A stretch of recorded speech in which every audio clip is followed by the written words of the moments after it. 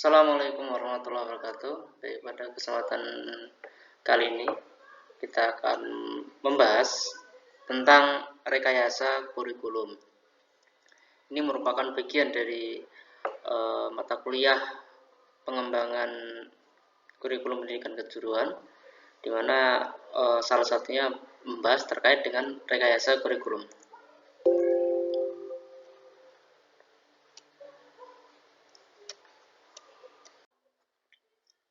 Tujuan dari pembelajaran kali ini yang pertama yaitu mahasiswa diharapkan mampu mendefinisikan rekayasa kurikulum dan menjelaskan pentingnya dalam konteks pendidikan kejuruan.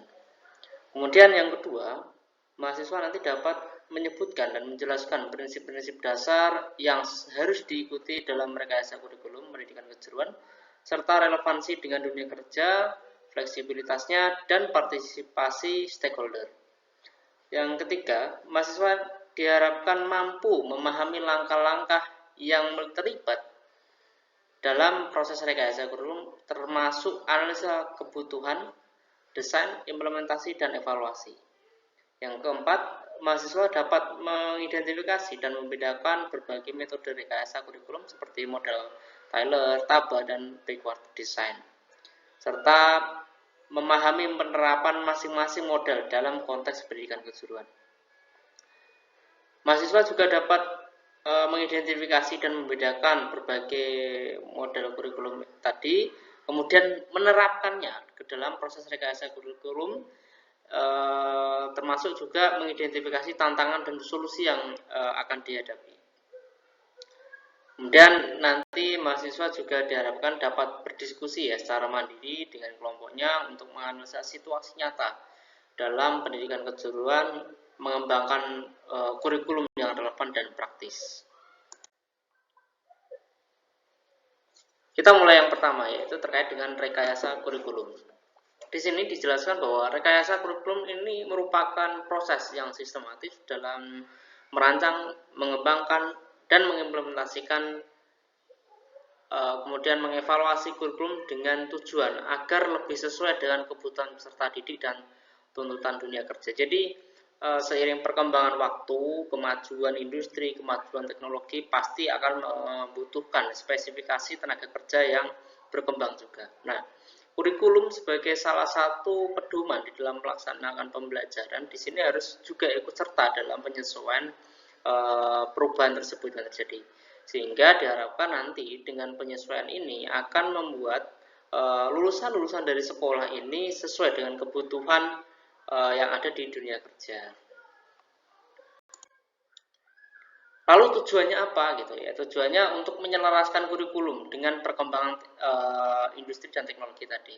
Seperti saya jelaskan di sebelumnya bahwa kurikulum ini perlu selaras ya, antara kebutuhan dan permintaan ya, supply dan demand, kebutuhan yang dibutuhkan di dunia kerja. Karena kalau misalkan terjadi ketimpangan, industri sudah berkembang maju, kemudian pembelajaran di sekolah masih mungkin tertinggal, ini akan tentunya lulusannya tidak terpakai bisa jadi di industri. Yang kedua, tujuan dan manfaat ini akan memastikan lulusan memiliki keterampilan yang relevan dan kompetitif. Kemudian yang ketiga, meningkatkan kualitas pendidikan kejuruan. Ini yang penting sekali agar lulusan dari pendidikan kejuruan tidak nganggur ya, masa kalah dengan mungkin sekolah lain yang tidak dibekali dengan kompetensi. Prinsipnya bagaimana ya? Prinsip-prinsip dalam rekayasa kurikulum itu ada 3. Yang pertama adalah relevansi dengan dunia kerja. Ini harus relevan. Ya, misalkan dunia otomotif sekarang sudah mulai beralih kepada teknologi kendaraan listrik, maka sekolah itu juga harus mulai memasukkan mungkin unsur-unsur teknologi kendaraan listrik ke dalam kurikulumnya ya, agar nantinya lulusannya bisa ya setidaknya mengenali dan memahami bagaimana teknologi kendaraan listrik itu diperbaiki ataupun dirawat gitu. Kemudian fleksibilitas dan adaptabilitas. Ini penting sekali ya, agar kurikulum itu mampu beradaptasi dengan perubahan-perubahan yang ada di dunia kerja ataupun dunia industri. Kemudian prinsipnya juga harus melibatkan stakeholder. Ya, stakeholder di sini siapa gitu. Nanti ada banyak sekali stakeholder yang harus terlibat baik dari industri maupun pemangku kebijakan. baik di pemerintah pusat, daerah, ataupun pemerintah daerah tempat itu. Dalam proses rekayasa kurikulum, di sini yang pertama dilakukan adalah analisa kebutuhan. Kebutuhannya mau seperti apa kurikulumnya, yang menonjolkan ke dalam nilai-nilai karakter ataupun fokus pada perkembangan kompetensinya, atau mungkin keduanya yang digabung dengan seimbang dan selaras gitu. Kemudian yang berikutnya adalah setelah diperoleh kebutuhannya seperti apa, kemudian didesain, ya, mau waktunya berapa lama, kemudian magangnya berapa lama, itu masuk ke desain. Berikutnya adalah implementasi kurikulum. Kurikulum harus diimplementasikan, ya. Implementasinya bagaimana nanti akan kita bahas di slide berikutnya. Dan yang terakhir, evaluasi atau revisi. Ini revisi sangat diperlukan apabila ditemukan berbagai mungkin permasalahan yang dapat mengganggu jalannya proses kurikulum itu dilaksanakan. Yang pertama, ada model-model rekayasa kurikulum. Yang pertama adalah model Taylor, ya. Model ini fokus pada 4 pertanyaan dasar. Yang pertama, tujuannya itu apa? Kemudian pengalaman belajar yang ingin diberikan seperti apa? Organisasi pengalamannya bagaimana, dan bagaimana melakukan evaluasi terhadap rekayasa kurikulum tersebut gitu. Lalu yang berikutnya adalah model TABA, ya.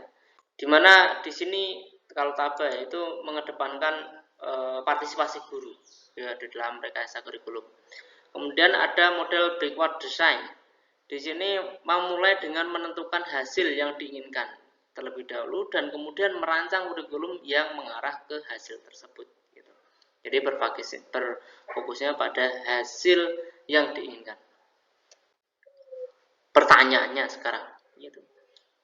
Jika Anda menjadi seorang pengembang kurikulum di SMK, model rekayasa mana di antara 3 tadi yang akan Anda pilih, gitu? Dan jelaskan nanti alasannya. Nah, ini nanti silakan bagi para mahasiswa untuk mengirimkan jawabannya, ya, melalui kolom komentar yang akan saya sediakan, gitu ya. Silakan nanti dijawab melalui kolom komentar. Jadi pertanyaannya adalah, jika Anda menjadi seorang pengembang kurikulum di SMK, model rekayasa mana, ya, atau model rekayasa apa yang akan Anda pilih, dan jelaskan alasannya. Berikutnya, penerapan kurikulum dalam pendidikan kejuruan, ya. Studi kasus contoh kurikulum kejuruan yang telah berhasil diterapkan di berbagai negara atau institusi pendidikan. Jadi mungkin yang dapat dilakukan, kita dapat melakukan studi kasus, ya. Contohnya mungkin kita mengadopsi kurikulum di sekolah mana gitu yang sudah berhasil, kayak bagus sekolahnya itu sebagai pusat keunggulan, Center of Excellence SMK, ya. Kita bisa mungkin belajar dari SMK tersebut, bagaimana mengelolanya, bagaimana manajemen kepemimpinan kepala sekolahnya, bagaimana manajemen gurunya, bagaimana kurikulum itu diintegrasikan dalam berbagai aktivitas yang ada di sekolah. Kemudian yang kedua adalah tantangan dan solusi menghadapi kendala seperti resistensi terhadap perubahan, keterbatasan sumber daya, dan penyesuaian dengan dunia kerja. Ada pertanyaan lagi, ya. Pertanyaan ini terkait dengan pengalaman Anda. Ceritakan berdasarkan pengalaman Anda waktu di sekolah menengah, entah itu dengan Anda dari SMA ataupun SMK, ya.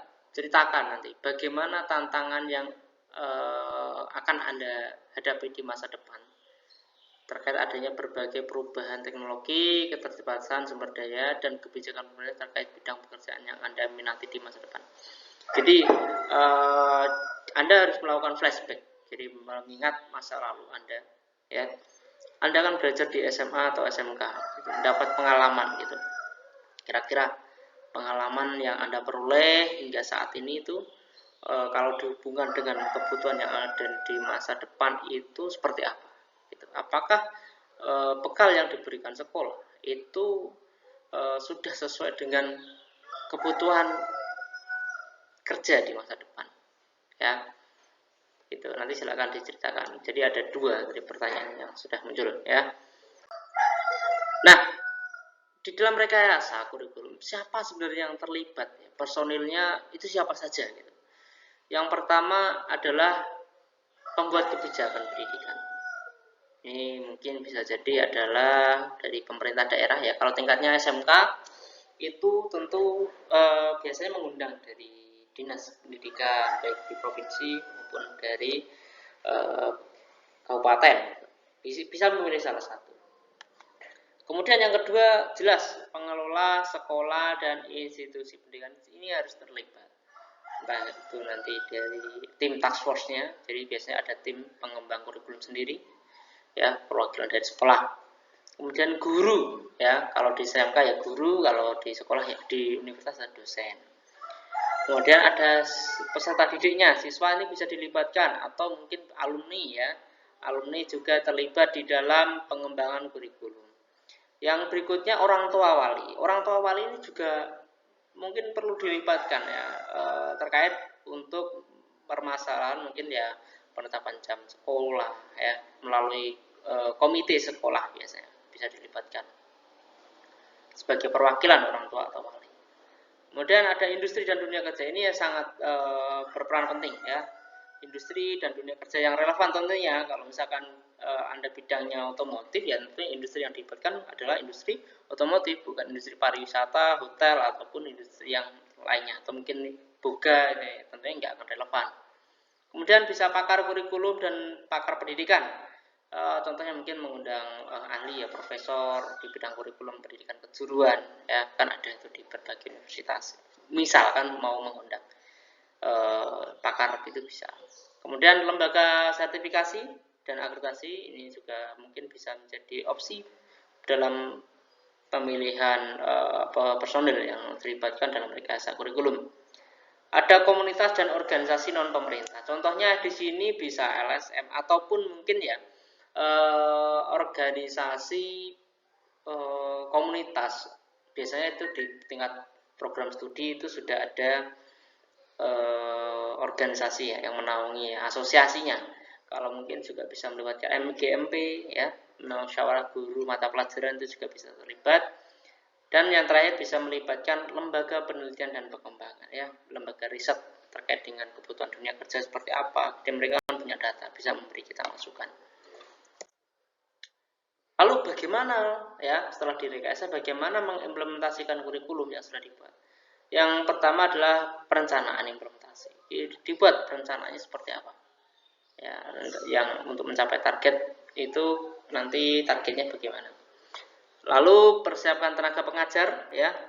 Tenaga pengajarnya harus memahami betul isi kurikulum yang akan digunakan pengajar gitu. Bagaimana metodenya, jamnya berapa, ada berapa materi itu harus diberi sosialisasi terlebih dahulu atau pelatihan atau di workshop kan terlebih dahulu. Yang berikutnya penyediaan sumber daya dan materi pembelajaran.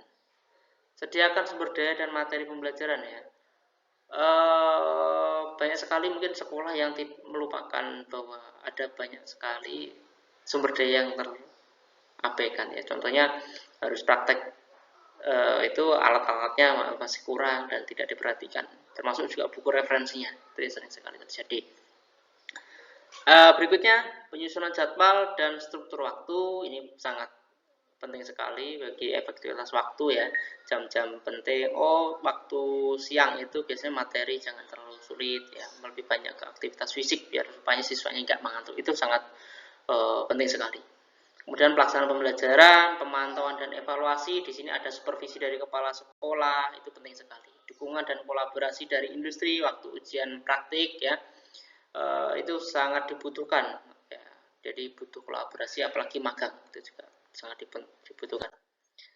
Lalu apa faktor-faktor dalam faktor kunci ya dalam implementasi kurikulum? Yang pertama komitmen manajemen. Kepala sekolah dan yayasan itu sangat berperan penting di dalam implementasi kurikulum. Ya, orientasinya jelas harus pada pelayanan peserta didik, ya tidak fokus pada keuntungan karena sekolah ini kan lembaga non-profit harusnya, tidak fokus pada keuntungan yayasan ataupun lembaga. Yang kedua, itu adalah kesiapan guru. Guru ini penting sekali agar disiapkan ya. Dia harus bisa memahami kurikulum itu dengan baik, pembagian waktu, manajemen materi, ya supaya apa? Supaya benar-benar materi yang harusnya diperoleh siswa itu benar tersampaikan dengan baik dan siswa benar-benar memahaminya dengan baik. Dan yang ketiga adalah keterlibatan siswa. Siswa harus ditertibkan ya, harus diberi pemahaman, mereka harus tertib dengan aturan yang telah disiapkan sekolah, harus mematuhi aturan itu. Kemudian sumber daya yang memadai bisa sarana dan prasarana ya. Kalau SMK terkait dengan praktikum itu sangat penting sekali dan harus benar-benar diperhatikan. Kalau misalkan tidak mampu ya mending dilakukan evaluasi secara mendalam. Kemudian komunikasinya efektif dari berbagai unsur yang terlibat, bisa dari kepala sekolah, yayasan, gurunya, ya siswanya, orang tuanya, itu juga harus diajak komunikasi. Maka sekolah, guru, ya dan wali kelas dan orang tua itu harus intens komunikasinya terkait dengan perkembangan siswa. Yang terakhir adalah bagaimana cara melakukan evaluasi kurikulum. Yang pertama, tetapkan tujuannya. Gitu. Tetapkan tujuan kurikulum, evaluasi itu seperti apa. Kemudian kembangkan rencana evaluasi. Lalu pilih metode dan instrumen evaluasi yang tepat, bisa melalui tes atau mungkin observasi, wawancara dan lain sebagainya, banyak sekali metodenya. Kemudian kumpulkan datanya. Ya bisa tadi tergantung metode yang dipilih seperti apa untuk mengumpulkan data. Setelah itu data dianalisis. Ya, kalau wawancara tentunya dipilih poin-poinnya ya, nanti rekonstruksi temanya dipilih sehingga akan menghasilkan permasalahan itu yang kurang di mana gitu. Lalu menarik kesimpulan dan membuat rekomendasi ya.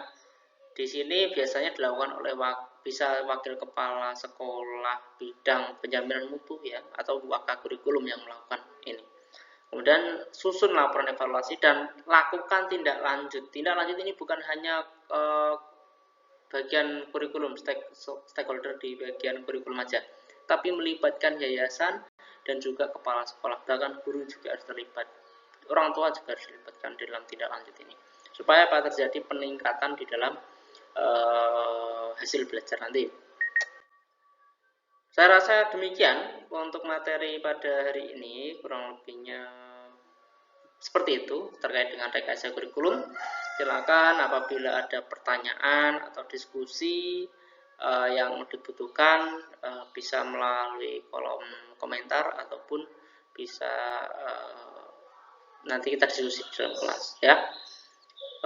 Jangan lupa untuk mengerjakan tugas tadi, pertanyaannya tadi dua tadi ya, silakan dijawab melalui kolom komentar. Sekian, terima kasih.